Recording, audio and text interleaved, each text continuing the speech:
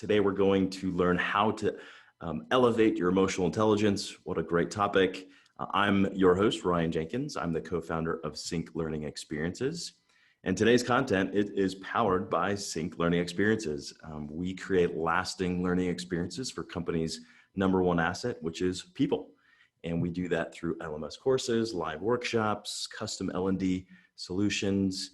And what we found is, unfortunately, most training is neglected, it's disliked, and it's unfortunately forgotten.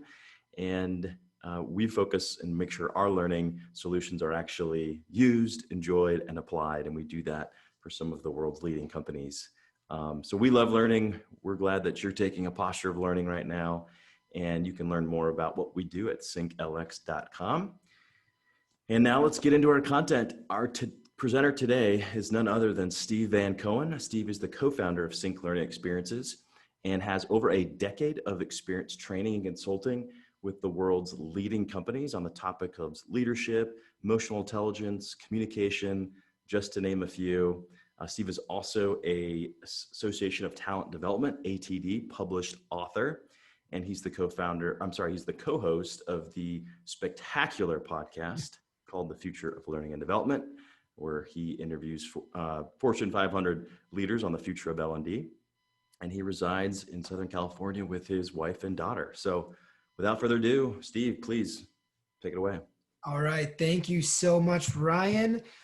Let's dive right in. There are a few things that we are going to focus on with our time together today. First things first, we're going to kick things off with an icebreaker activity. The icebreaker is going to set the tone for all things emotional intelligence. And then we'll transition into what I call the EQ overview. Basically, what is EQ and why is it so important? And there's 3 reasons why it is absolutely quintessential for today's work in today's day and age. And then we'll close things out with 3 specific strategies, basically best practices that you can use to amplify your EQ. And then we'll leave about 10-15 minutes at the end for Q&A. So save all those questions to the very end, and then we'll open things up and Ryan and I will answer as many of the questions as we can. So first things first, let's kick things off with an icebreaker. This icebreaker is called Name That Emotion. And the way it's going to work is I'm going to put a picture of somebody on the screen, and you are going to use the, what is it, Ryan, Q&A or chat? Q&A? Use the chat for this one.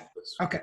So you will use the chat feature to provide the very best emotional description for the emotion that is displayed by the person that you are going to see in these pictures. And we're going to go through. I'm going to put Ryan in charge of providing a winner for each one of these 3 images for the best description for the emotion that you are going to see. So we're going to do picture number 1. So what is the best emotional description that you can come up with for the image that you see on the screen? Go ahead in the chat function. Ryan, you got a few coming in here, Steve. We have mad, irritated, surprised and upset, frustrated, mad, angry, pissed off, okay. Frustration, tense, mad, angry, another frustration. Suzette says, wow, I can't believe you went there. She is sending a direct message that she's not happy. Yeah, these are great. I think I like, which one's the winner for round 1 for Name That Emotion, Ryan? Which one do you think is the best description? I like Suzette's, wow, I can't believe you just went there. Okay, that's a long emotion, but that is nonetheless the emotional description that is going to win out for round 1. Round 2, I want you to do the same thing in the chat function. The best description, be as specific as you possibly can with the emotional state that is being demonstrated by this woman in the picture on the screen. Confused. Okay. Unsure, caught off guard. Someone said, really? Puzzled, worried, uncertain, not how I planned. Okay. Concerned. Our good friend Jack says, crude. Is that really happening? I like that, Jack. All right, that's a good one. Thoughtful. Ooh, I like that one too, Kara. Got caught. Any of those stand out? What do you think there, Steve? I like one of the first ones. It was what? Is that what it was? Really? Really. So who was that, Ryan? That said really. Molly. Molly. Congratulations, Molly. You are the winner for round 2. Name that emotion. And then last but not least, you guys have got the hang of it now. The most specific description for this emotion. Go ahead and put it in the chat box now. We got joy. We got surprise. Oh, wow. Joy. Really, Mom? Yeehaw. That's the biggest ice cream I've ever seen. Surprised. People are getting creative. I love it. Happy. This is great. I did it all on my own. Ooh, that's a good one. Yeah, that's what a child would look like when they get to do it all by themselves for the first time. That is an emotional state. I did it all on my own is proud, enthusiastic, excited, happy, joyful, all wrapped into one beautiful description. Who was that, Ryan? I like that one. That was Mary. Mary. Congratulations, Mary. You won the 3rd round of Name That Emotion. So that is our icebreaker. And I want to do a quick breakdown because there is a very important insight that can come from this initial activity. We all reviewed the same imagery, right? And yet the interpretations were different, which proves that emotions are highly complex. And really, emotions are very subjective, right? Even though we all saw the same pictures, we each had our own reaction. And based on our own reaction, we would have interacted with that person maybe a little bit differently based on how we are perceiving those different emotional states. And really, before we get into a lot of the content that we're going to focus on with our time together today, why is this all so important? This whole concept of emotional intelligence? Well, it's important because how you show up for others either brings people in or pushes people away.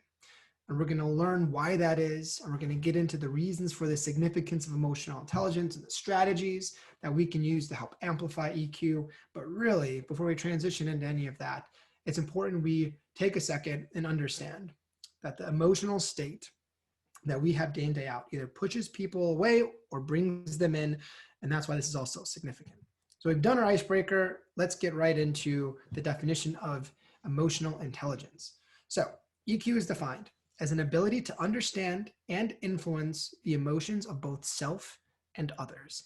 The really important part of this definition is that there are 2 parts. There's a part for self and there's a part for others. So let's talk about self first. When we think about EQ for self, it's about deep diving and control. It's not about recognizing the state that we're in. So if we're angry, it's not just enough to say, okay, I'm angry. I can feel my anger. People who have really high EQ profiles are able to deep dive into that emotional state. So if they're angry, they would say, what's caused this? What's triggered? How am I handling it? How am I displaying this emotion? What impact is it having on the people around me, right? High EQ people are able to really diagnose all of the components that are creating that emotional state. And then because they have a deep understanding of that emotional state, they have an easier time controlling that emotion. So if I have a high EQ profile, I might be angry for a matter of minutes. If I have a low EQ profile, I might be angry for a matter of hours or days or weeks. So when we think about EQ for self, the definition is all about, do I really understand those emotions and how successfully am I able to control them? For others, there are 2 parts. It's about recognition and proactivity.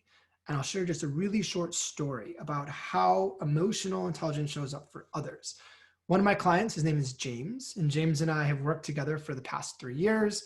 We typically interact maybe 1 or 2 times a year. He's not a family member. He's not a friend. He's not somebody that, I talk to all the time, but he's somebody that I have a nice rapport with. So back in April, when COVID hit and travel bans were, put into place, out of nowhere, James sent me an email. He just said, hey, Steve, I want to let you know that I'm thinking about you.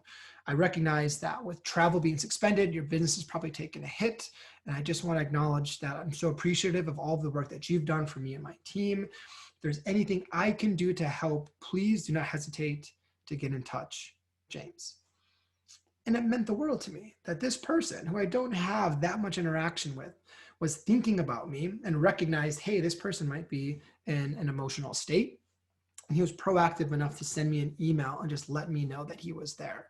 So that's emotional intelligence for others. Can you recognize the emotion that might be displayed? And are you proactive with going into that kind of an engagement? So that's the definition for EQ. Let's get into why this is also important. And there are 3 reasons. The first reason, studies show that emotional intelligence is 2 times more important than IQ. EQ is 2 times more important than IQ. And why do we know this? And where does this come from? And what does this all mean? So Daniel Goleman, who is the messiah of emotional intelligence, he literally wrote the book on emotional intelligence. He wanted to figure out, when looking across a subset of employees and professions, what are the skill sets that really elevate people's performance and get some people to be high performers, and some people to remain status quo. And in one study, he looked at engineers, and they determined with the thousands of engineers who participated in this study that on average, the engineers had an IQ of 120, meaning if you've gotten a degree in engineering, and if you're working as a full-time engineer, you're smart. And everyone who is at that profession is also smart. So when they looked into the data to determine why are some engineers more successful than others, it was interesting. What they found is that the most successful engineers had an ability to influence. It wasn't this magnificent brain with this intense, beautiful intelligence. The engineers that were able to outperform were able to influence. They were able to build relationships with others. They were able to, understand the perspectives of others and show empathy and get people onto their side, moving in their direction. So what they learned is that EQ was the differentiator. If we're all smart, we need some other, different types of behaviors to elevate our performance. And emotional intelligence was at the root that led to a 2 times as successful rate during this study that Daniel Goleman did. And if we look at the evolution of work, we can see that we're in a time, in a place where there's lots of changes for the types of skill sets employees have to have in order to be successful. And if we start back in the industrial age, right, the most important employees required strong workers. Employers needed to have strong workers. The stronger you were, the harder you can swing the hammer, the more force you can pull the lever, the more valuable you were to that organization. And then we transitioned from the industrial age into the information age. And during this age, companies required knowledgeable workers, right? We saw a huge influx of people going to college and getting very specifically trained on a particular discipline. So the more you knew, the more valuable you were to that organization. But now, with all of us carrying around a mini computer in our pocket, with the world's information curated into a blank search box, knowledge alone is no longer the most important aspect as we look at the future of work. And with artificial intelligence and these technological advances just coming in droves, and with more and more work being outsourced to these different types of technologies, the next age of work, the companies who are going to thrive are going to require emotionally intelligent workers. And EQ has taken on a whole nother level of importance, not only because work itself is changing, but the amount of time that we are spending interacting with each other has been amplified like never before in history. Emotional intelligence is the competitive advantage in a 24/7, always-on work world in which we now operate, right? Many of us, first thing we do right when we wake up in the morning is we go on our phone and we start sending people emails. We start looking at our messages. Right before bed, we're sending people emails. We're going through our messages. We're interacting with our colleagues, with our clients, with people in a business sense like never before, right? And the more time that we're spending interacting with people, the more important it is that we have a sense of emotional intelligence so we can be mindful of how we're displaying the emotions and either bringing people in or pushing them away. So the second reason why emotional intelligence is absolutely so important is because your emotions are extremely contagious. Your emotions are extremely contagious. And there's some really interesting science that backs this up. All of us have what are called mirroring neurons in our brain, meaning that we mimic the people that are around us. And back hundreds of thousands, millions of years ago, as we were evolving as a species, these mirroring neurons are really important because we needed to be one with the pack. There's strength in numbers. So we wanted to be able to be similar to the people that we were interacting around because we knew that was important for survival. And these mirroring neurons show up all the time. If you've ever spoken to somebody with an accent and you notice a few minutes into the conversation, you start speaking with an accent, it's your brain kicking into a subconscious state of being one with the pack and mimicking. And my daughter, she's 3, she likes to play doctor. And when she's giving me a thorough checkup and she turns on her dentist hat and she says, "Daddy, ah," and I open my mouth, ah, she opens her mouth, ah, and she's giving me an investigation with her mouth open, right? She's not thinking about it. She sees me with my mouth open and her biological state is to do the same. So these mirroring neurons are unconsciously mimicking the people around us. And it's a really important concept to understand because we're influencing people through our emotions, one way or another. Another great study that they did was they had these 2 controls where people were participating in what they thought was a focus group to give reviews on this new product that was coming out. And in the one control, the actor that was staged to participate in the study went into a group of 20 people as a happy, enthusiastic, gregarious, just really excitable, positive person. And in the other control, he went in hostile and negative and grumpy, and he was really aggressive. And the study wanted to determine, could one individual in a group of 20 completely change the entire dynamic of that group's performance and ability to show up? And as you can imagine, yes, one person can influence an entire group of people. And you see this at work all the time, right? It's one person on a team that can set the tone for the entire team. And it's those emotions that are either drawing people in or pushing people away that is going to set the stage for how people are interacting. So reason number 2 for why emotional intelligence is so important is because our emotions are very, very contagious. Now, the third reason for why EQ is absolutely essential in today's day and age is because high EQ leaders outperform the competition. High EQ leaders outperform the competition. And we'll get into the statistics that help to give us clarity and confirm why this is. But let's just do a little mini exercise. I want each of you to think about the best boss that you've ever worked for. Just close your eyes and imagine that person who was the best boss, somebody that you really were excited to go to work for, who had a positive impact on your life. And then I want you to answer these 3 questions specific to that individual. Number 1, did this person genuinely care about you? Yes or no? Number 2, was this person empathetic? Yes or no? Number 3, did this person understand you? Yes or no? And number 4, could you accurately read this person's emotions? And typically when we do this with our clients and we can see the faces of all of the people who we're interacting with, we'll say, turn on your cameras and show us. Out of the 4, how many were a yes? And typically 9 out of 10 times we see 4 out of 4 for all of these questions. So when we think about the best boss that we ever had, typically those bosses have a high competence with their emotional intelligence. And the data backs up for why this is so important. The data shows that employees who have high EQ leaders are 10 times more likely to recommend their company to others. They're 9 times more likely to stay at a company for 3+ years. Think about that, 9 times more likely. With the talent shortage that we have today and with, retention being more important than ever, being able to have employees stay 9 times, they're more likely to stay for 3+ years when they have a high EQ leader. That's pretty powerful. They're 4 times less likely to suffer from stress and burnout.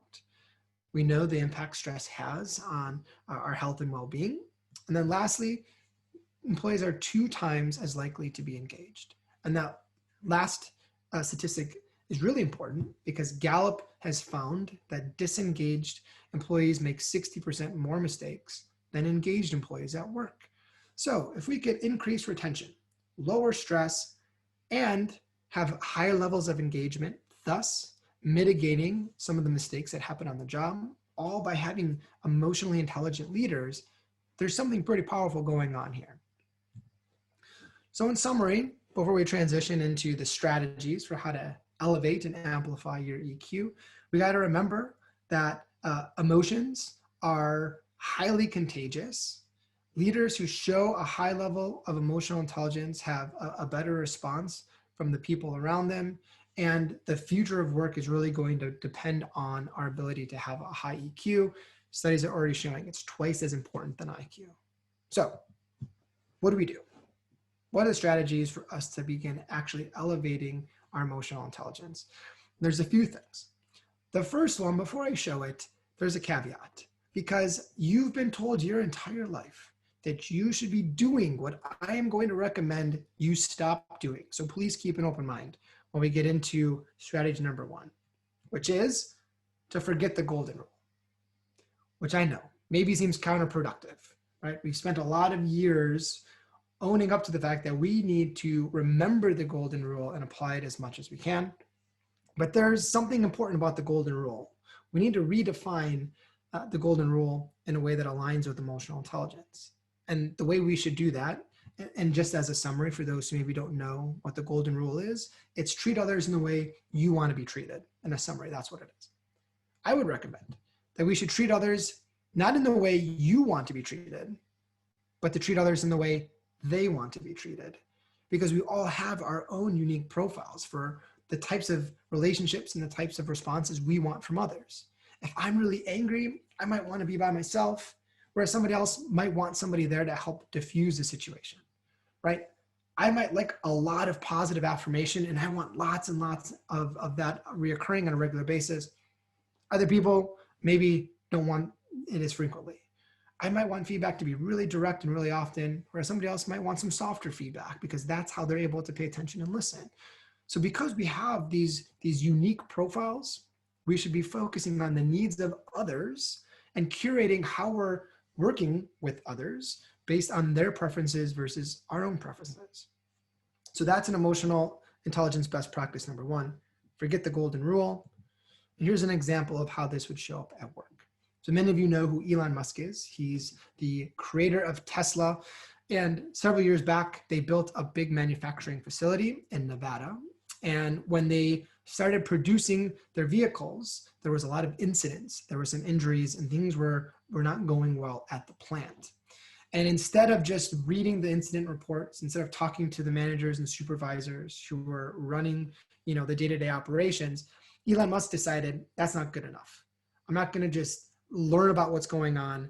I'm going to actually go. And he decided that for every incident that occurred, he would go to the plant and he would work that person's shift for an entire day because he wanted to learn in real time, what was that person experiencing?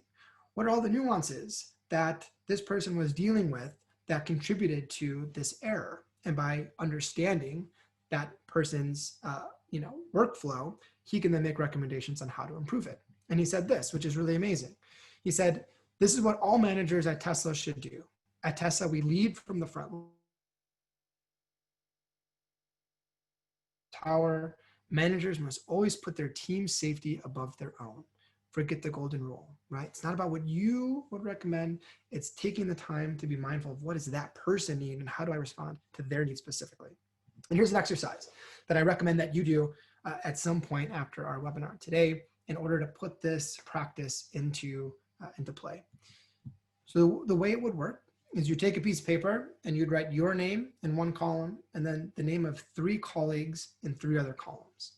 And then you'd look at these scenes, blatantly frustrated, visibly sad, and noticeably annoyed. And you'll determine if I'm feeling blatantly frustrated, how do I want people to respond to me? And you'd write that down. And then for each of your colleagues, you do the same thing. So for maybe Jessica, you would handle, her being blatantly frustrated in a certain way. And for Ryan, maybe it's a little bit different. And for Karen, it's a little bit different. And I want you to just map out, given these different emotional states, what do those individuals need from you? And how would they like you to respond? And how is it different from what you want them to do to you? So that's the exercise. List 3 colleagues, and you can start to map out, hey, how do I show up differently for the people that I work around? Strategy number 2. So strategy number 1 is forget the golden rule. Strategy number 2 is to lean into emotions. Lean into emotions. And what this means is The best way to begin amplifying EQ is by first paying attention to and then proactively driving your response. When you feel an emotional state come on, or you notice an emotional state in others, you have to lean into it, because that's when some really powerful moments can occur. And I'll give you an example. So when it comes to others and how this would show up, this is an example that happened to me about a year ago. So the handsome devil in the bottom right-hand corner, his name is Ellis, and Ellis was my business partner for 10 years. So me and him have a very strong rapport, a very strong relationship, and I know him really well. And Ellis was overseas doing a project in Africa. The first 3 weeks were going great. So every time I talked to him, he was in really high spirits. So I call Ellis to talk about something going on with the business. He picks up and I say, "Hey, Ellis," and he says, "Hey, Stephen," just like that.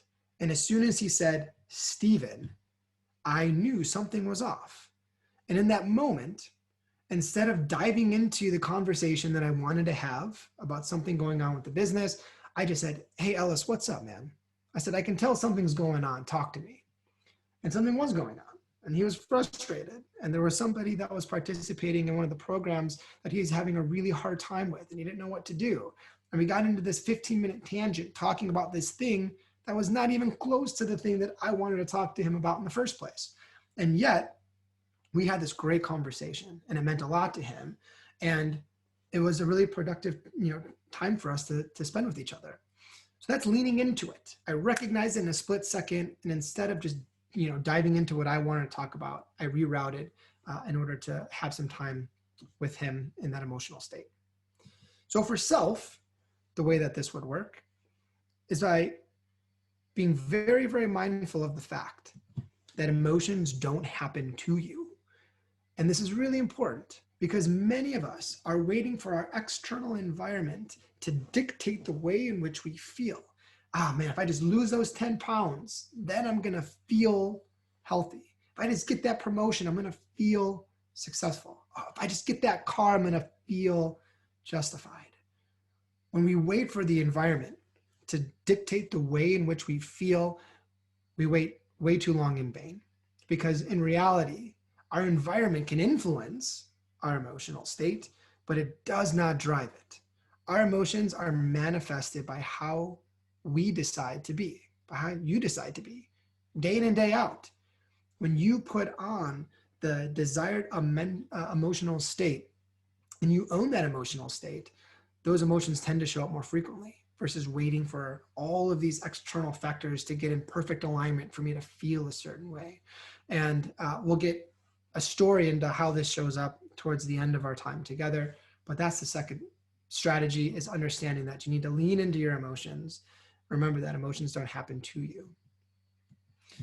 The way that you can start to identify, hey, what kind of emotions are regularly showing up for me, is you can do two things. One is you can keep a daily journal and just start to document every day.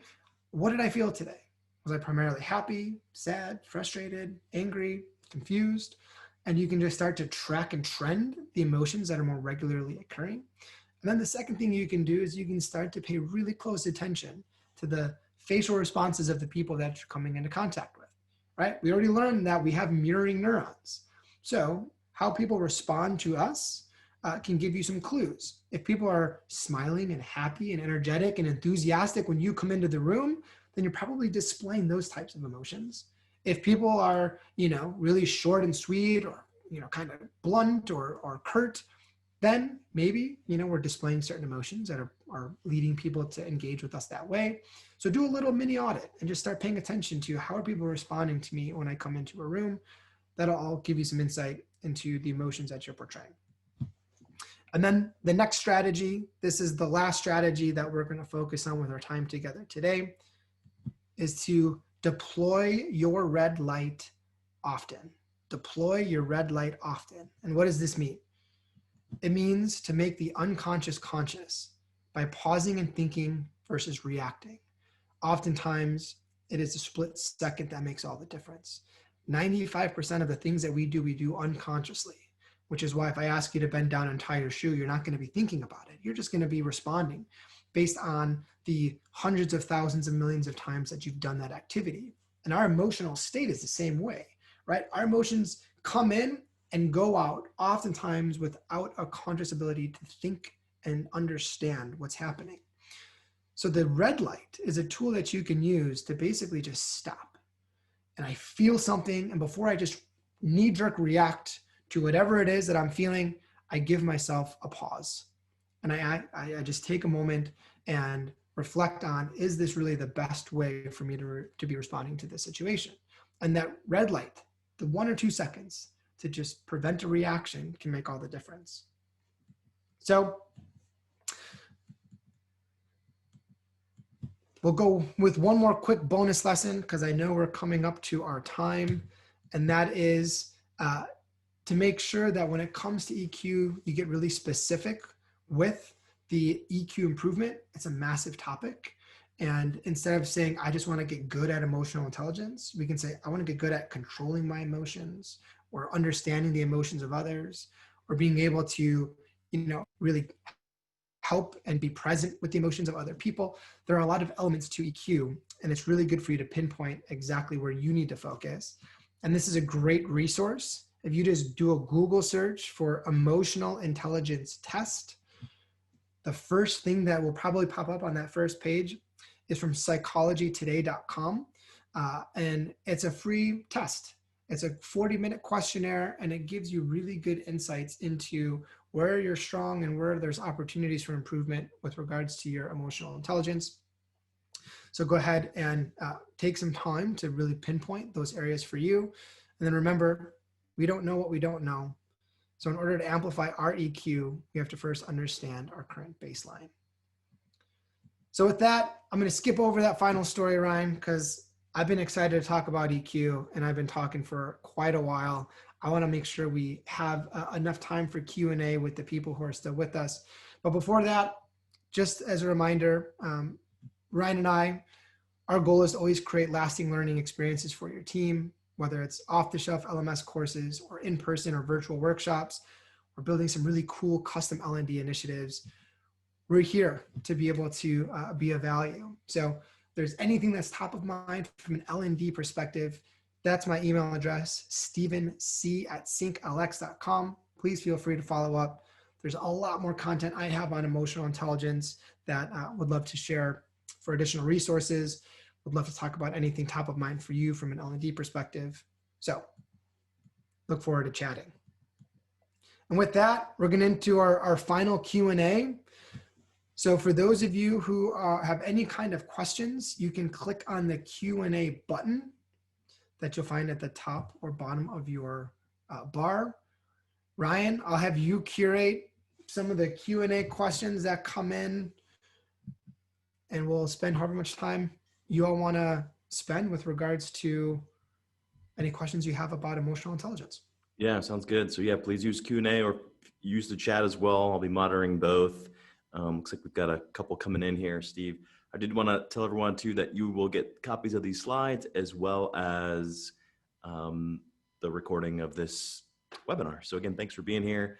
We'll answer as many questions as folks have. All right, so here's the first question. What is the best way to identify others' emotional needs? So Alyssa, that's a really good question. The first thing is to start really paying attention to them.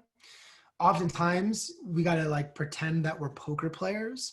And for those who have ever played poker, you know that we have what are called tells, like little cues that we give off from our physical responses to things that indicate what we're thinking and feeling in any given moment.